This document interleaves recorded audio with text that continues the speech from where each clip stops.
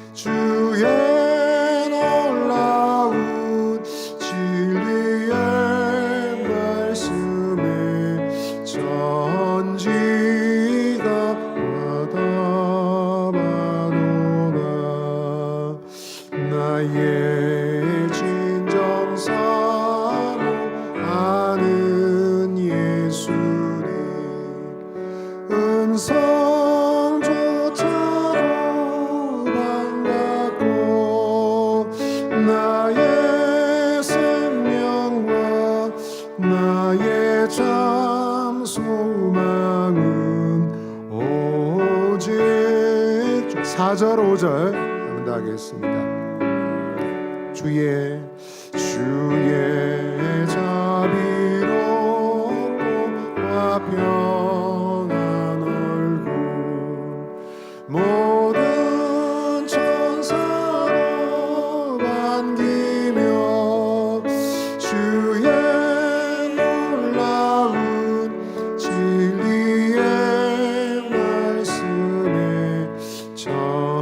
전지가 바다바도다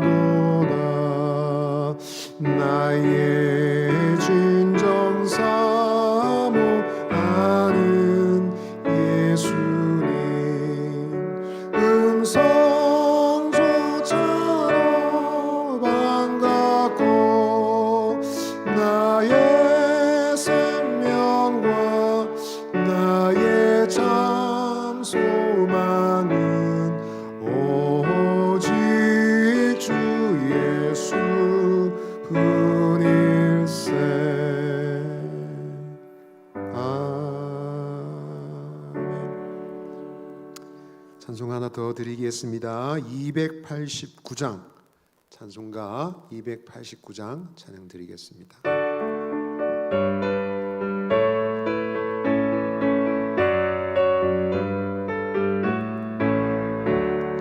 세상 모든 불판어를 흔들어 약한 마음 낙심하게 될 때에 내려주신 주의 복을 세여라. 주의 크신 복을 내가 알리라. 받은 복을 세여 보아라. 크신 복을 내가 알리라. 받은 복을 세여 보아라. 주의 크신 복을 내가 알리라. 세상 근심 걱정 너를 누르고 십자가를 등에 지고 나갈 때 주가 내게 주신 복을 세여라. 두려움 없이 항상 찬송하리라. 받은 복을 세여 보아라. 크신 복을 내가 알리라. 받은 복을 세여 보아라. 주의 크신 복을 내가 알리라. 세상 권세 너의 앞길 막을 때 주만 믿고 낙심하지 말아라. 천사들이 너를 보아리니 염려 없이 앞만 보고 나가라. 받은 복을 세여 보아라. 크신 복을 내가 알리라. 받은 복을 세여 보아라. 3절 한 번 더 하겠습니다. 세상 권세 너의 주만 믿고 낙심하지 말아라. 천사들이 너를 보아리니 염려 없이 앞만 보고 나가라. 받은 복을 세여 보아라. 크신 복을 내가 알리라. 받은 복을 세여 보아라. 주의 크신 알리라. 받은 복을 세여 보아라. 크신 복을 내가 알리라. 받은 복을 세여 보아라. 주의 크신 복을 내가 알리라.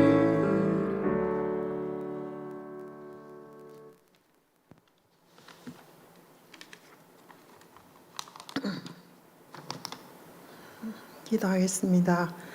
사랑의 주님, 바쁜 일상 속에서도 은혜의 자리 이 수요 예배에 불러주시고 말씀 앞에 나오게 하신 주님 감사합니다. 지금은 나라도 정치 경제도 혼란스럽고 어렵지만 우리 사상교회 성도들 균형이 깨어져 어려움이 없도록 때를 따라 돕는 은혜를 베풀어 주시옵소서. 복음 증거의 사명을 잊지 않고 성도들의 아픔과 또 몸된 교회에 충성된 목회자를 세워서 하나님 주신 복음 증거의 사명을 잊지 않고 성도들의 아픔과 상처를 싸매고 함께 성장하고 말씀으로 성숙하여짐으로 자신의 부족함을 인식하고 서로 기히 여김으로 아름다운 사상교회를 세워가게 해 주시옵소서. 몸된 교회 성전과 비전관이 함께 완공되기를 기도합니다. 교육 공간을 이 시대에 맞는 시설, 시스템으로 수준 높은 교육을 할 수 있도록 만들어 특별히 정서적 안정감과 소속감이 부족하여 방황하는 저 다문화 아이들을 불러 모아 윤리, 도덕, 인성교육과 주님의 사랑으로 이 사회의 문제아가 아닌 우리의 다음 세대로 준비시켜 우리 교회가 저들의 따뜻한 울타리가 되어 포괄적인 지원과 사랑으로 돌봄 비전관을 세워지길 기도합니다. 하나님의 꿈이 우리 자녀들의 비전이 될 비전관이 세워지게 하여 주시옵소서.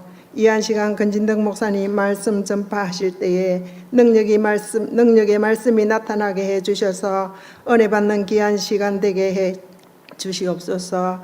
이 모든 말씀 예수님의 이름으로 기도합니다. 아멘.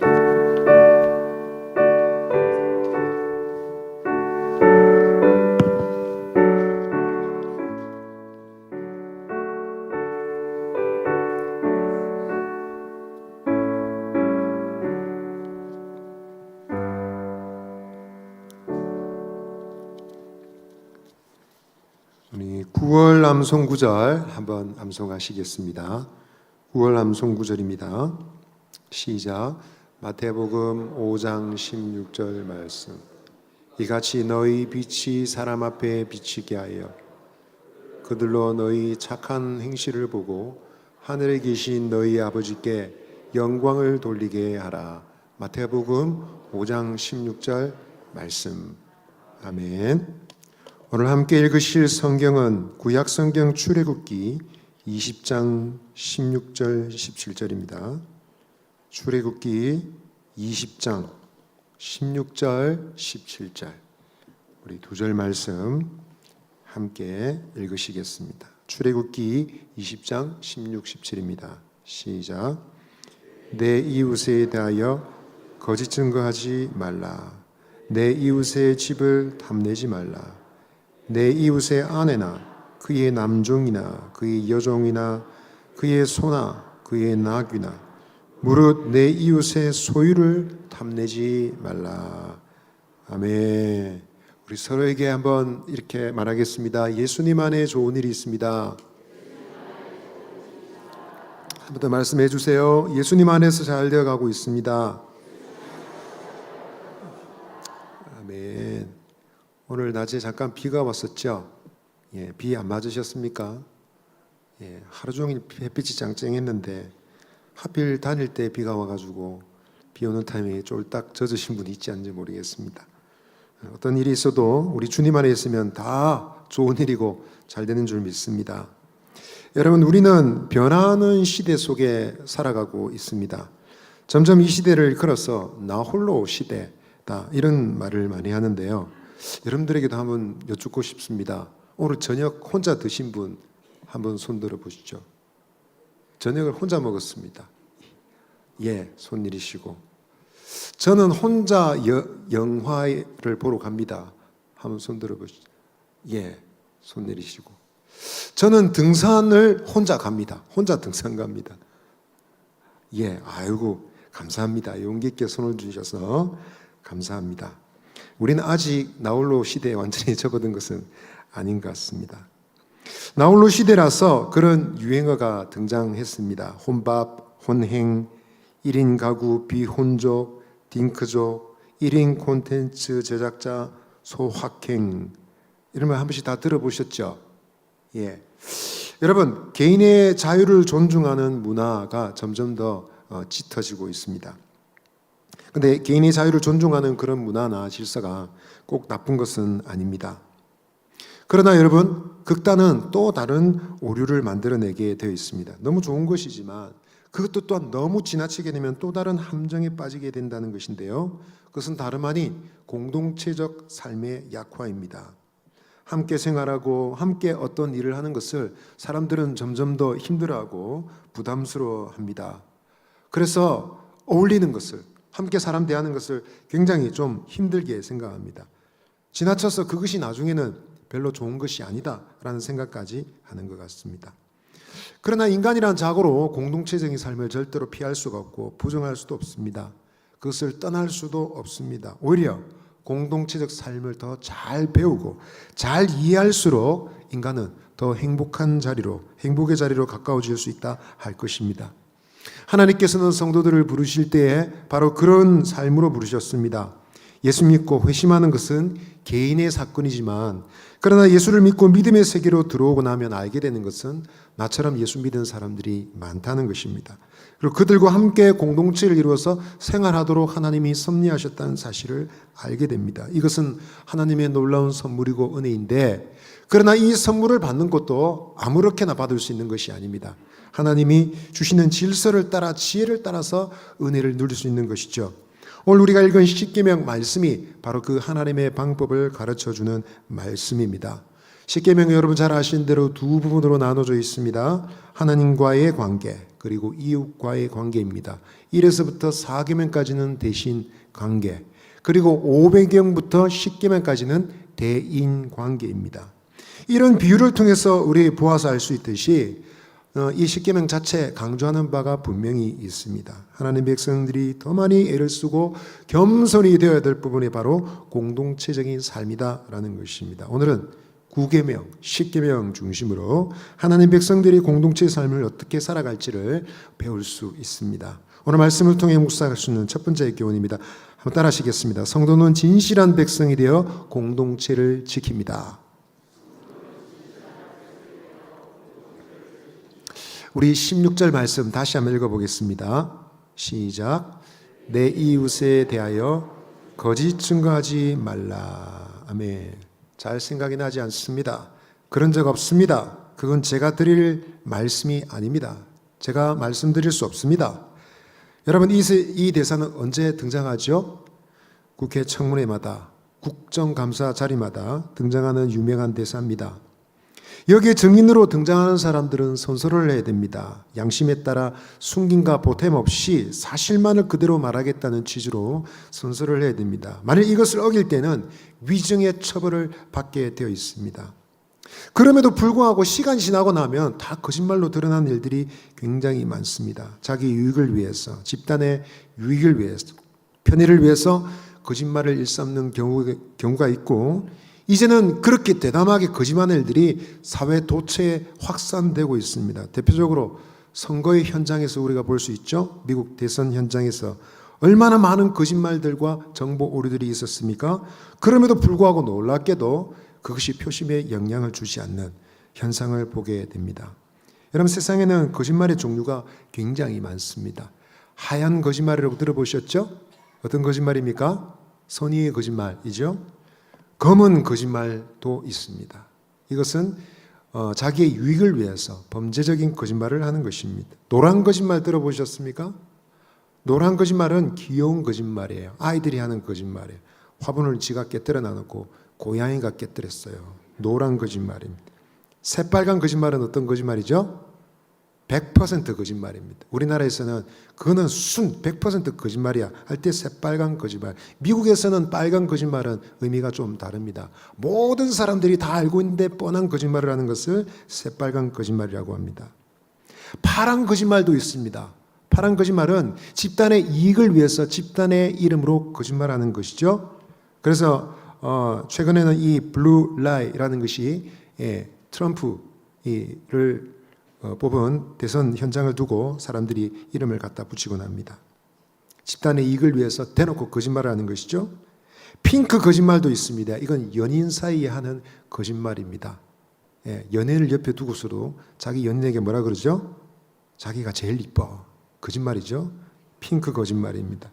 레인보우 거짓말, 무지개 거짓말은 이 모든 종류의 거짓말들을 다 섞어서 꾸며대는 것을 레인보우 거짓말이라고 한답니다. 여러분, 이런 용어들은 우리의 실제 생활에서 비롯된 것이고 진실과 거짓에 대한 올바른 이해와 분별력을 가질 필요가 있다는 것을 강력하게 시사하는 것입니다. 어떤 거짓말은 봐줄 수 있는 거짓말이 있고 어떤 것은 절대로 안 되는 것이 있다는 것이죠.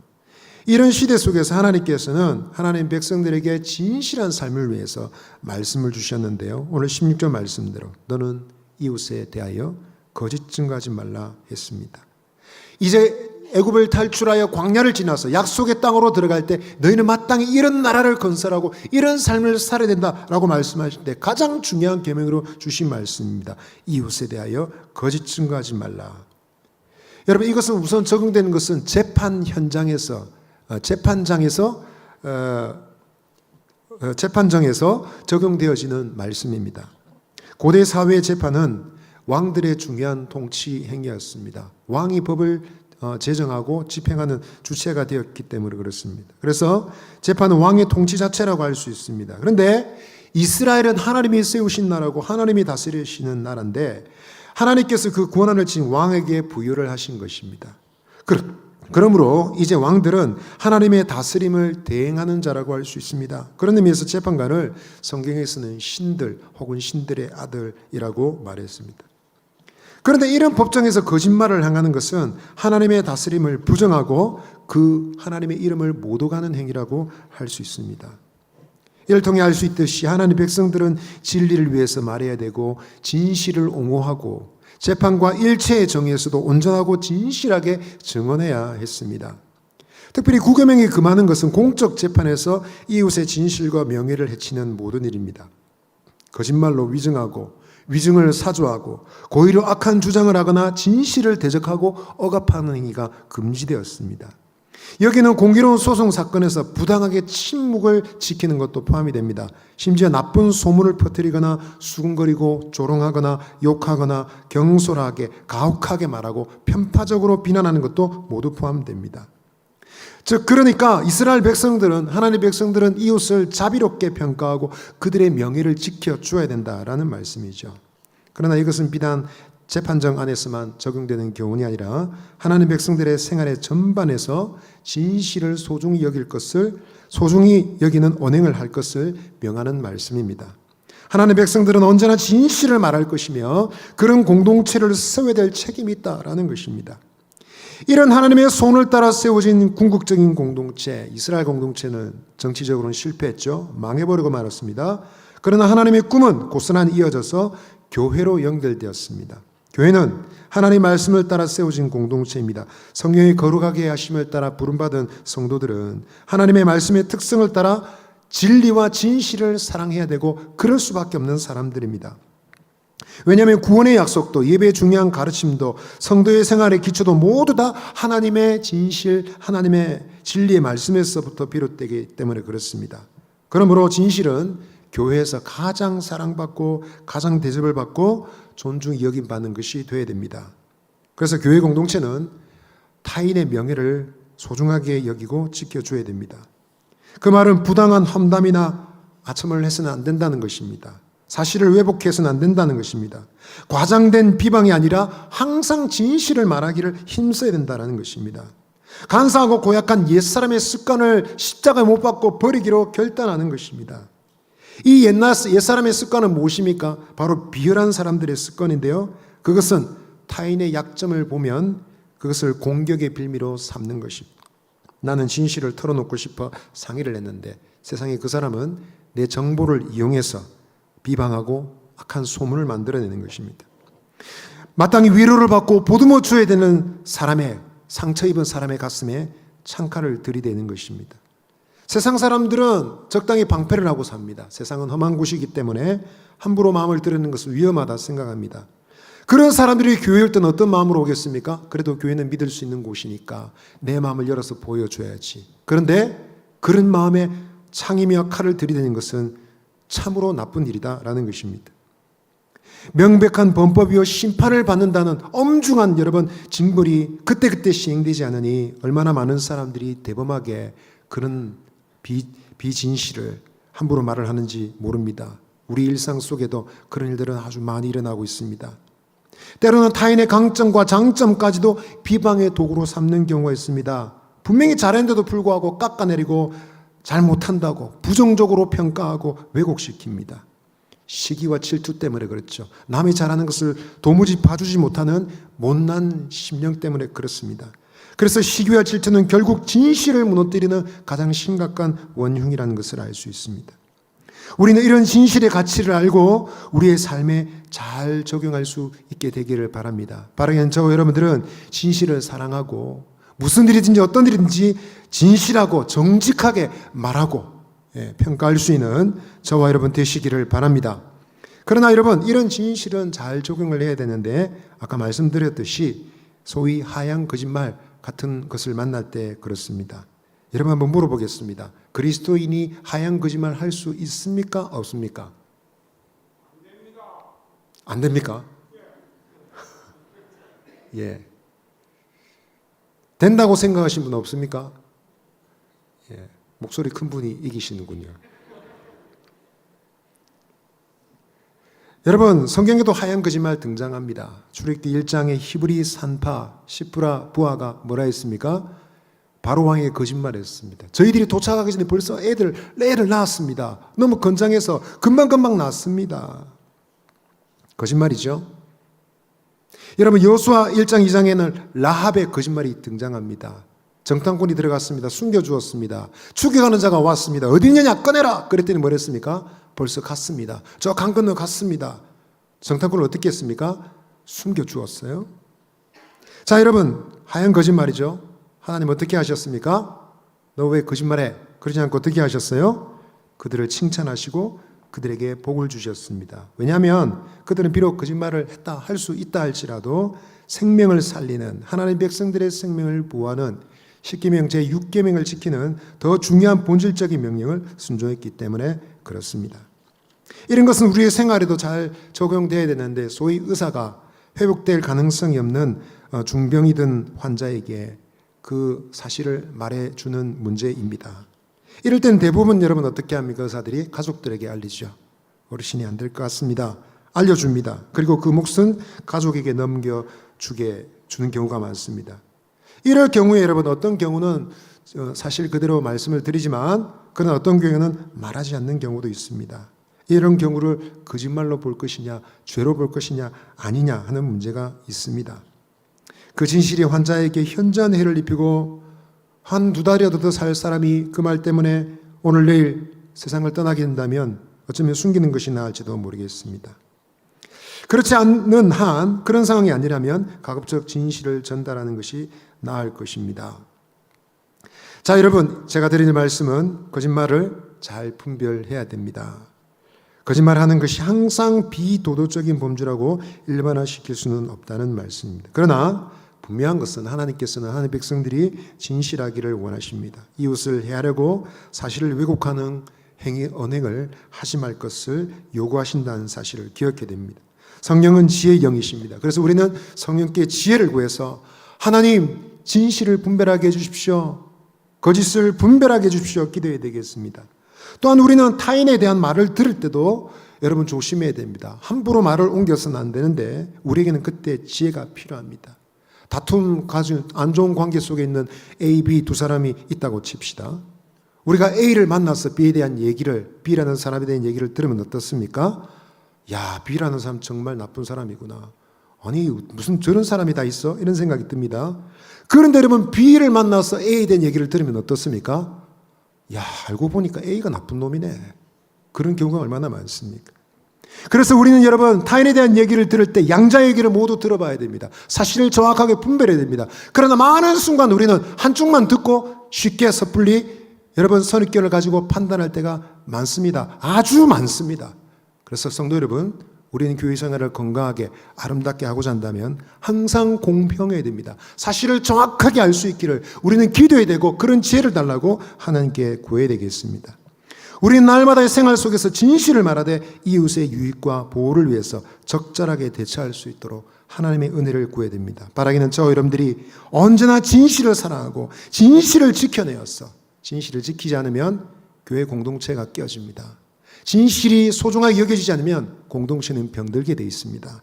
우리 교회가 아름답고 건강한 공동체가 되고자 한다면 그런 소원이 있을수록 진실을, 진리를 더 소중하게 여겨야 되겠습니다. 우리 옆에 계신 분에게 한번 말씀해 주십시오. 진실을 소중하게 여깁시다. 두 번째로 따라하시겠습니다. 성도는 탐심을 물리치고 공동체를 지킵니다.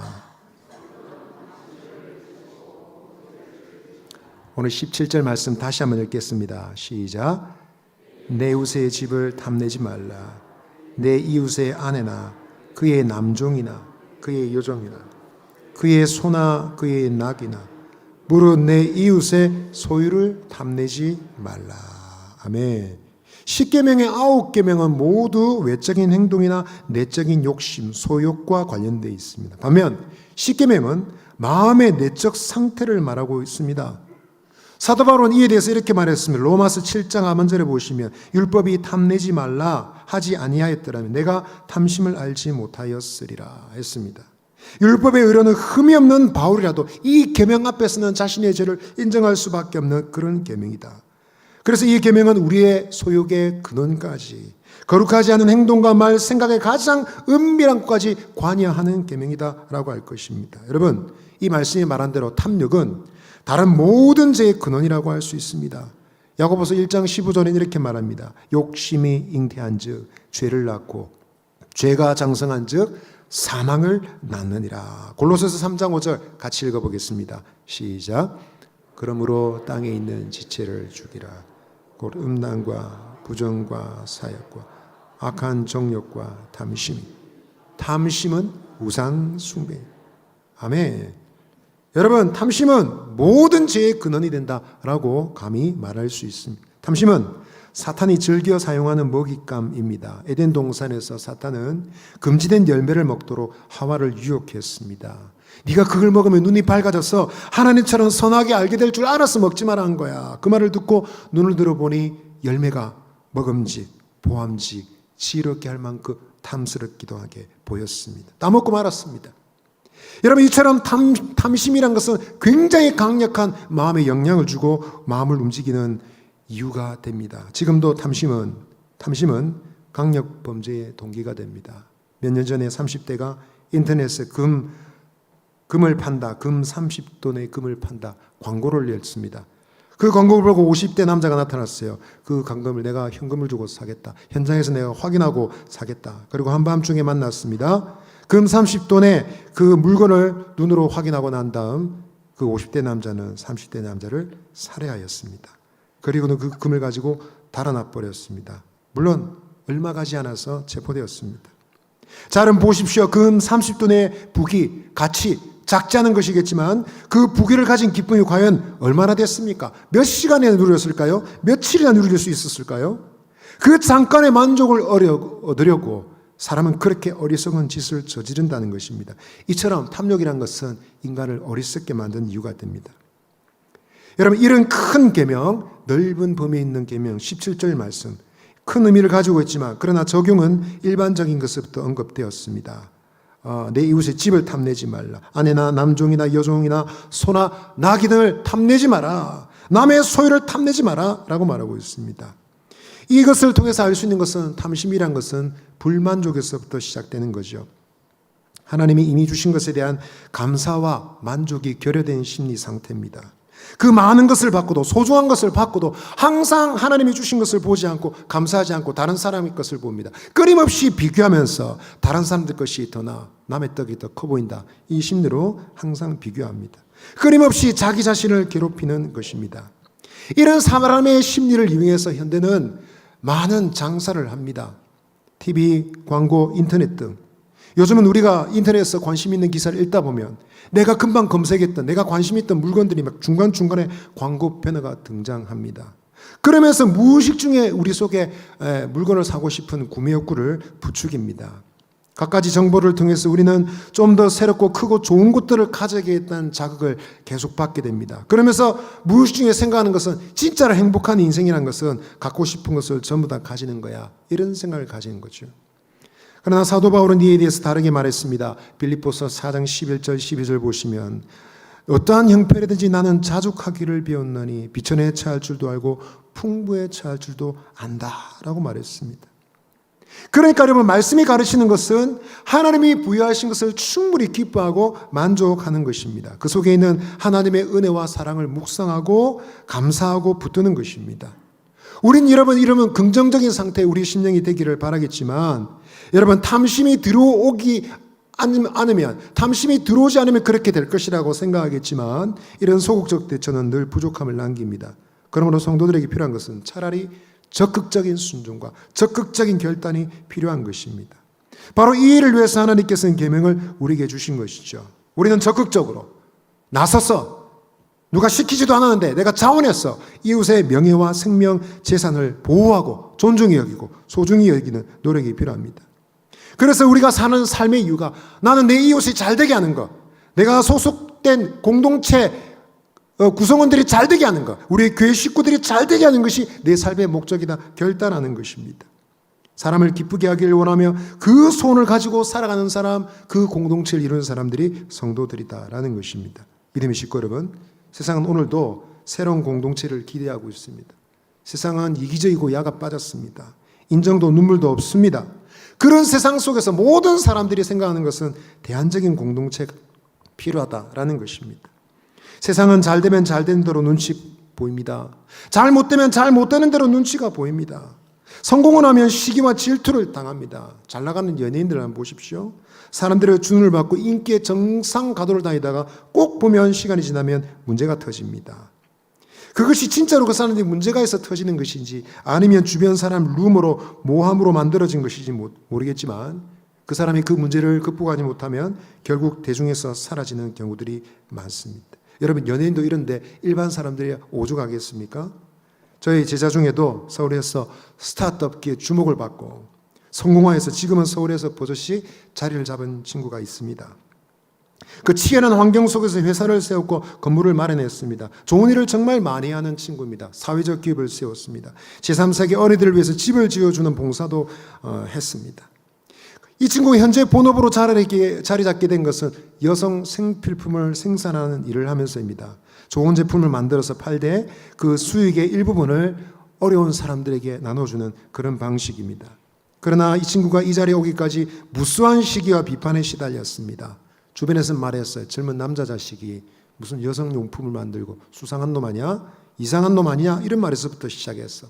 새로운 제품을 출시할 때마다 좋지 않은 거야. 온갖 부정적인 말을 갖다 대면서 괴롭혔습니다. 성공하면 성공할수록, 잘 나가면 잘 나갈수록 그런 시기와 모함이 갈수록 더 심해졌습니다. 제가 볼 때 이 친구는 제품의 질을 높이는 노력보다, 어려움보다 이런 주변 사람들의 시기 질투, 견제와 모함을 물리치는 것이 더 어려워 보였다는 것입니다. 여러분, 세상은 그렇습니다. 세상 속에서 재능이 있어서 빛이 나고 드러나는 인물이 있으면 여러분 축하해주고 인정해주는데 그렇게 하지 못한다는 것입니다. 여러분, 그런 사람들을 만나면 얼마나 좋겠습니까? 바라기는 우리 사상교회가 그런 공동체, 그런 모임이 될 수 있게 되기를 바랍니다. 믿음의 식구 여러분, 새로운 성도들이, 교인들이, 이 주민들이 우리 교회에 와서 눈치를 보게 해서는 안 됩니다. 성공을 했어도 축하를 받을 수 있고 대박이 났었어도 칭찬을 받을 수 있게 해야 됩니다. 어려움에 처해도 편견 없이 위로를 받을 수 있는 것이 우리 교회가 되어야 됩니다. 왜냐하면 하나님께서 기대하시고 꿈꾸시는 교회 공동체가 바로 그것이기 때문입니다. 무려 3,500년 전에 이 십계명을 통해서 보여주신 비전입니다.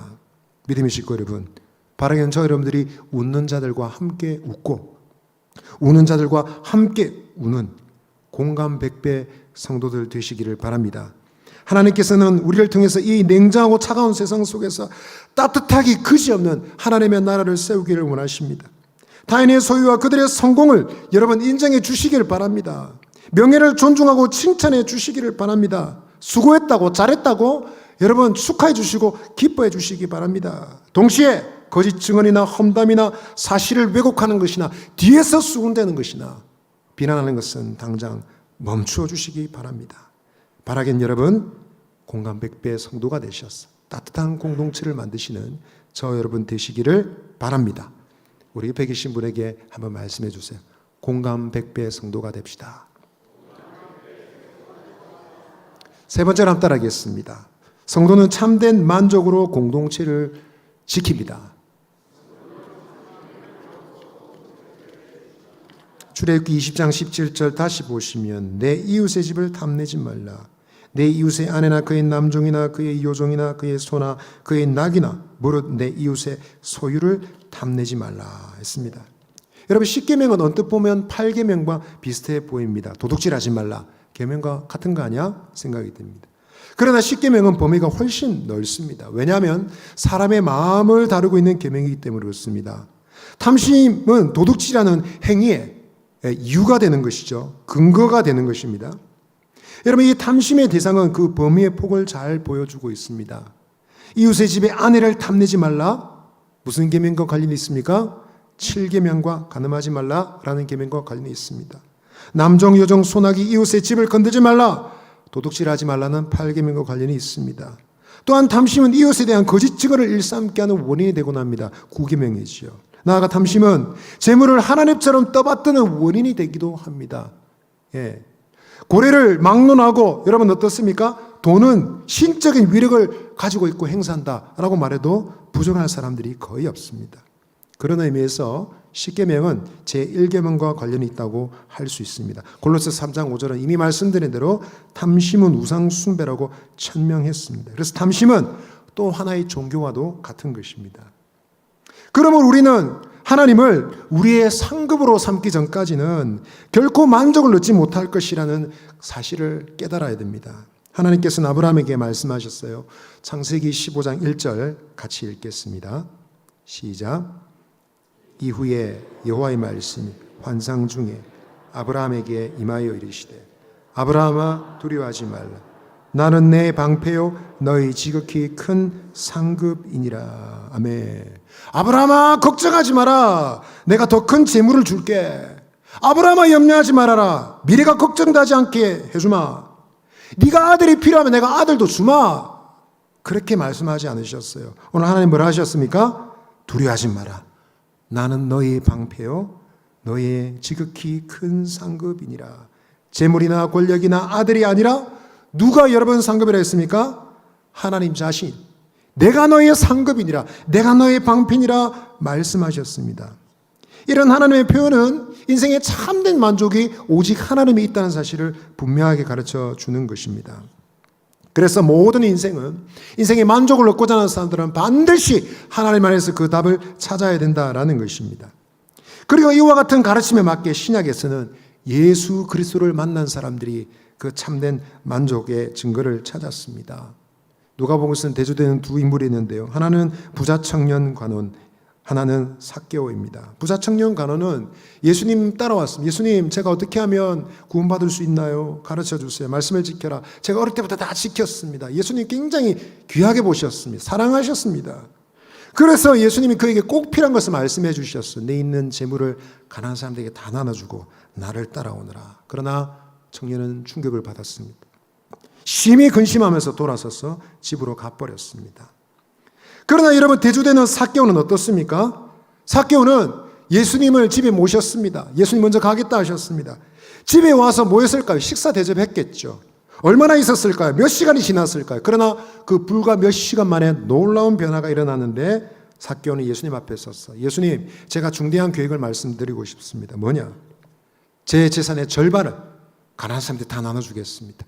그리고 제가 속여서 빼앗은 것이 있다면 4배로 갚겠습니다. 범죄 혐의를 인정하는 것이죠. 주님이 굉장히 기뻐하면서 이 집에도 구원이 임하였으니 이 사람도 아브라함의 자손이다 칭찬해 주셨습니다. 삭개오 중심은 더 이상 돈이 왕노릇하지 못했습니다. 돈의 힘으로 세상을 지전에 조종하려 했습니다. 힘 있는 사람들, 동네 모든 사람들을 자기 앞에 굽신거리게 만들고 싶었습니다. 그러나 이제 예수님 만나고 나니 다 의미가 없어졌습니다. 가장 귀하신 예수님을 만나니 문제가 해결되었습니다. 자기를 영접해 주시고 사람 대접해 주시고 인정해 주신 예수님의 은혜 때문에 영혼의 갈증이 다 해결되어 버린 것입니다. 여러분, 이처럼 오늘도 예수님을 만나고 예수님을 아는 사람들은 인생의 참된 만족을 얻게 될 줄 믿습니다.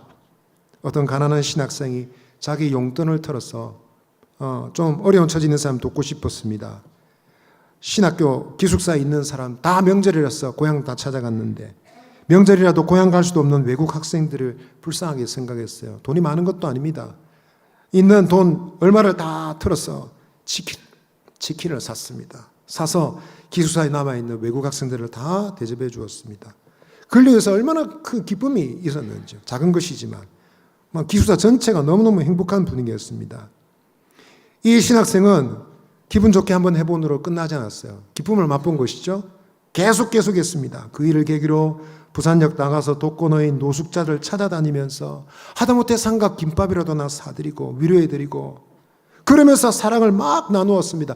하면 할수록 일들이 점점 더 불어났습니다. 많아졌습니다. 이 소식을 알게 되자 많은 사람들이 응원하고 격려하게 되었습니다. 어느 날 기숙사에 있는 우간다 유학생을 통해서 그 나라를 관심을 갖게 되었습니다. 우간다를 관심을 가지고 또 몇 번 가게 되었습니다. 그러면서 가난하고 헐벗은 그 땅에 뭔가 좋은 일을 하고 싶다는 비전을 갖게 되었어요. 이 당시 이 전도사님은 결혼을 준비하고 있었는데 결혼식 웨딩 촬영을 위해서 준비해뒀던 돈을 다 세이브했습니다. 스튜디오 촬영, 드레스 메이크업 전부 다 생략하고 예물 예당 혼수 전부 다 생략하고 그 돈을 다 고스란히 모아서 기금을 마련했습니다. 그래서 비전을 가지고 학교를 세우고 싶습니다. 그래 얘기했더니 응원하는 수많은 사람들의 정성이 모아졌어요. 그래서 만들어진 돈 4천만 원으로 우간다에 드디어 학교를 짓게 되었습니다. 현장에 방문하면서 가난한 그 동네 사람 가정들을 방문하면서 내가 이 집을 위해서 해줄 것이 없을까 생각하다가 그 집에 다들 재산처럼 생각하는 염소 한 마리, 아 그렇다, 집집마다 염소 한 마리 사주면 좋겠다. 또 돈을 모아서 염소 프로젝트를 진행을 했습니다. 여러분, 이 사람이 하는 일마다 그 사랑을 받는 사람들과 대단한 것은 아니지만 너무너무 행복해하고 기뻐했고 누구보다도 본인이 제일 기뻤다라는 것입니다. 그리고 이와 같은 방식으로 복음을 전하는 그 전도사, 지금 목사님이 되었습니다. 누구보다도 그의 복음은 힘이 있습니다. 믿음의 식구 여러분, 우리에게는 참 주인이 계시죠. 하늘에 계신 하나님이 우리의 참 주인이십니다. 그분은 우리 인생의 진정한 만족이 되십니다. 그분을 주인으로 모시는 인생을 통해서 오늘도 하나님 나라에서는 새로운 일들이 계속 벌어집니다. 그 하나님의 사람들은 하나님 안에서 만족을 얻은 사람들은 사람들의 만족을 구하지 않습니다. 인정해 주든 말든 상관하지 않습니다. 세상 사람들의 인정과 격려가 그에게 만족을 줄 수도 없습니다. 여러분, 십계명의 순기능은 바로 이와 같이 하나님을 발견하게 하는 것입니다. 하나님과의 관계에서, 사람들과의 관계에서 오직 하나님을 참된 만족으로 삼았기에 더 이상 세상에 아쉬운 것이 없습니다. 끊임없이 흘러나오는 하나님의 사랑 때문에 누가 주지도 않았는데, 누가 보태어 주지도 않았는데 사랑의 행위를 멈추지 않는 것입니다.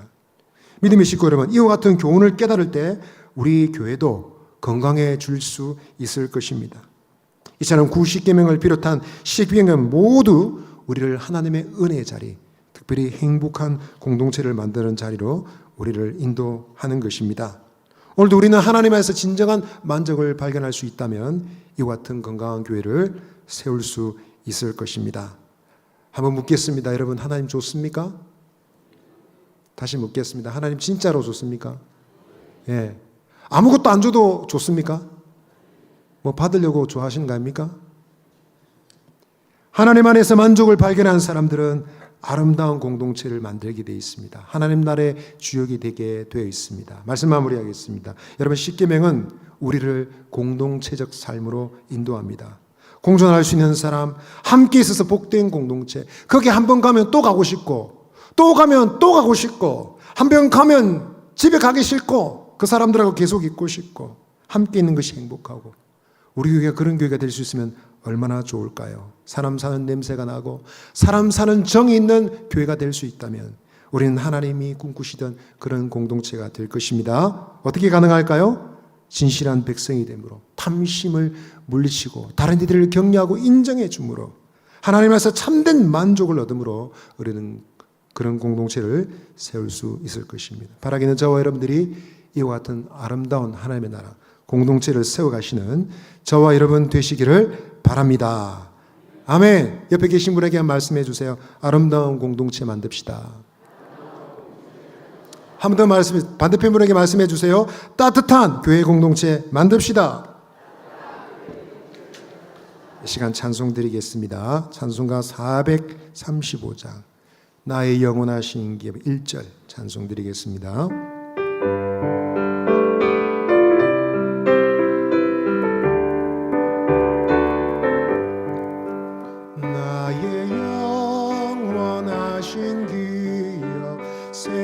생명보다 귀하다.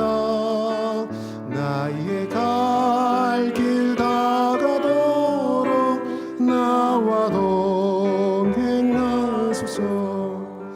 주께로 가까이 주께로 가오니 나의 갈 길 다가도록 나와도 1절 한 번 더 하겠습니다. 나의 영원하신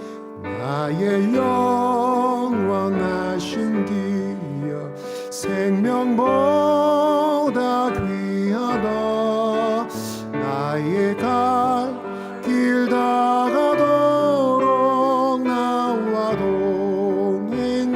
하소서.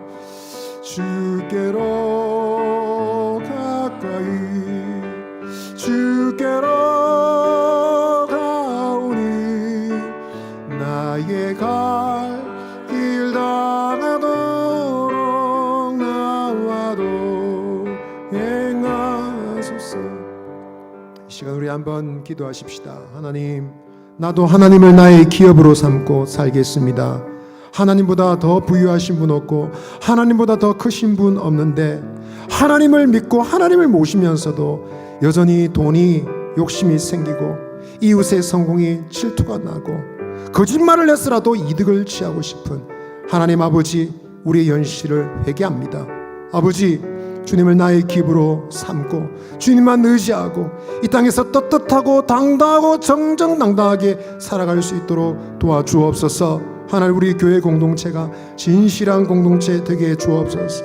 우리 교회 공동체가 서로를 인정하고 성공도 실패도 모두 다 인정받고 격려받을 수 있는 교회가 되게 하여 주옵소서. 오직 하나님 한 분만을 만족함으로 아름다운 공동체, 따뜻한 공동체 되게 하여 주옵소서. 이 시간 주여 한번 외치시고 기도하며 나가겠습니다.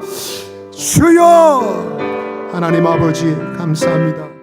우리를 공동체적 삶으로 불러주신 하나님, 주님만이 우리의 인생의 영원한 만족 되심을 고백합니다. 주님 안에는 부족할 것도 없고 모자랄 것도 없고 주님 안에는 항상 부유하고 충만하고 넉넉한데 그 놀라운 복을 두고서 어리석게 이웃을 질투하고 시기하고 하나님 아버지 때로는 속이며 빼앗는 우리의 옛사람의 습관을 십자가에 못 박고 새롭게 되기를 바랍니다. 아버지 하나님이여, 나를 변화시켜 주시고 공동체를 아름답게 하는 하나님의 행복한 공동체, 따뜻한 공동체를 만드는 사람이 되게 하여 주옵소서. 우리 사상교회가 진실한 공동체 되게 하여 주옵소서. 사상교회가 따뜻한 공동체가 되게 하옵소서. 성공도 실패도 다 이해받고 격려받고 위로받을 수 있는 교회가 되게 하여 주옵소서. 오직 하나님 한 분만을 모시고 삶으로 주님께 기쁨이 되는 하나님이 복 주시는 아름다운 공동체를 만들어가는 우리 교회가 되게 하여 주옵소서. 이 시간 교회를 위해서 기도해 주십시오. 우리 자녀들을 위해서 또한 기도해 주십시오. 우리 비전가운 건축을 위해서, 우리 나라와 민족을 위해서, 또 우리 선교사님들을 위해서 함께 기도해 주시기 바랍니다. 우리 개인적인 기도 제목도 함께 기도하겠습니다. 이 시간 주여 한번 해주시고 자유롭게 기도하며 돌아가겠습니다. 주여! 하나님 아버지 감사합니다. 하나님, 우리 교회를 붙들어 주시고 주님이 기뻐하신 아름다운 교회가 되게 하여 주옵소서. 행복한 신앙의 공동체, 주님 안에 있는 영원한 복을 받아 누리는 모든 사람들이 오고 싶은, 하나님 머물고 싶은 교회가 되게 하여 주옵소서. 우리 다음 세대를 하나님 복 주시고 아버지, 하나님을 믿는 믿음으로 하나님을 만족하는 신앙으로 말미암아 하나님 복 있는 자녀들 되기를 바랍니다. 주께서 은혜 다여 주옵소서. 비전관을 건축합니다. 주님의 뜻이 이루어지게 하여 주옵소서. 하나님의 소원이 성취되는 하나님 아버지 비전관 되게 하여 주옵소서. 후임 목사님 청빙 과정에 있습니다.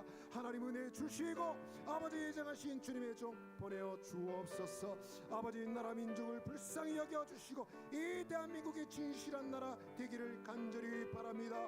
아버지 하나님, 주님의 복을 받는 귀한 땅이 될 수 있도록 은혜 다여 주옵소서. 오늘도 수고하시는 선교사님 기억하여 주시고 저들에게 맡겨주신 나라 민족이 주께로 돌아오게 하여 주시고 하나님 아버지, 아름다운 공동체를 만드는 주님의 종들 되게 하옵소서. 오늘 개인의 기도 제목 듣게 드립니다.